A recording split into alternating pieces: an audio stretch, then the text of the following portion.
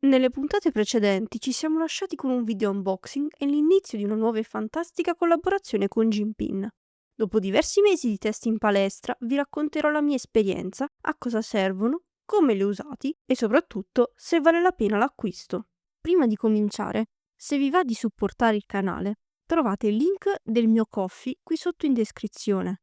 Lì condivido anche un po' di retroscena e qualche spoiler sui prossimi video.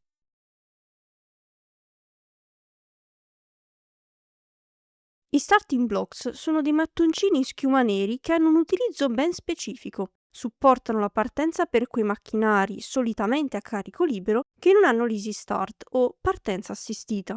Con l'aumentare del carico, la partenza iniziale può causare una modifica del nostro posizionamento iniziale, minando stabilità e sicurezza nell'esecuzione. Grazie ai blocchi riusciamo ad avere quel vantaggio in partenza, replicando in maniera molto simile il pedale dell'easy start.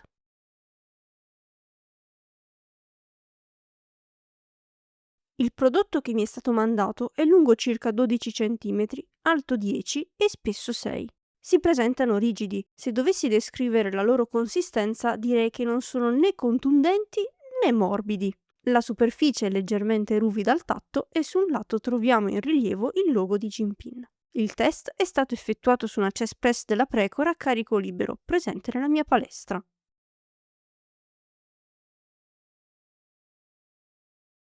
Ho posizionato i blocchi in una posizione in bilico sopra il fermo dei bracci. In fase di partenza la caduta è perfettamente verticale, con produzione di rumore veramente minima.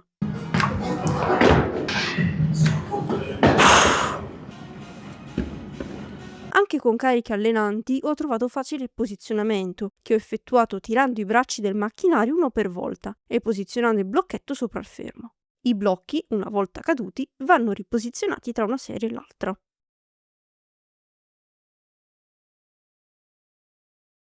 Un consiglio che posso darvi per evitare che i blocchetti vadano addosso ad altre persone e per far sì che cadano più internamente è quello di posizionare la parte pendente dei blocchi verso l'interno, cioè verso di voi, e non verso l'esterno. Questo permetterà che, nella maggior parte dei casi, i blocchi finiscano o davanti a voi o dietro di voi.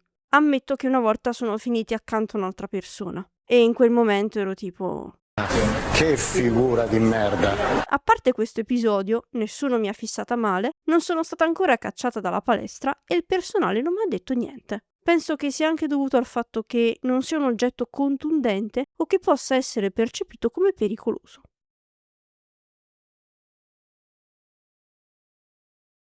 In questa seconda parte del video discuteremo su alcune alternative ai blocchi e se valgono la pena di essere utilizzati nel proprio allenamento. Posso usare i blocchi da yoga?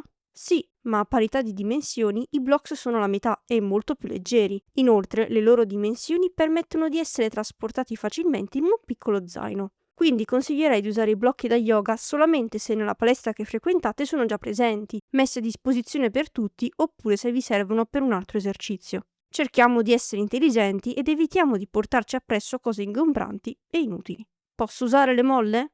Sì, ma fa il doppio del casino quando cadono.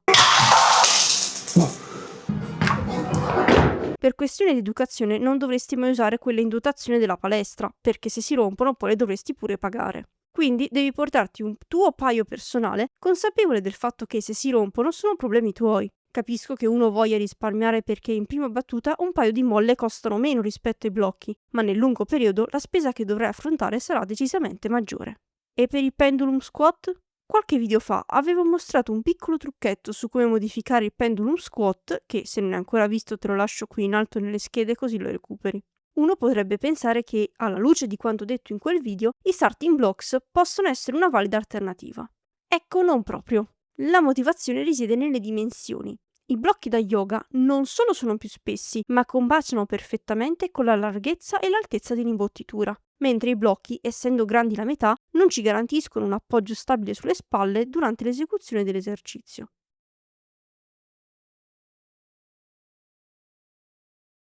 Penso che questo sia uno di quei prodotti che va bene così, di cui non cambierei niente. Se fossero troppo grandi, perderebbero la loro portabilità. Li posso mettere nella borsa e anche in uno zaino più piccolo, riuscendo a metterci dentro anche tutta l'attrezzatura che mi serve. Se fossero più rigidi, rischierebbero di danneggiarsi di fronte al peso del braccio del macchinario a pieno carico.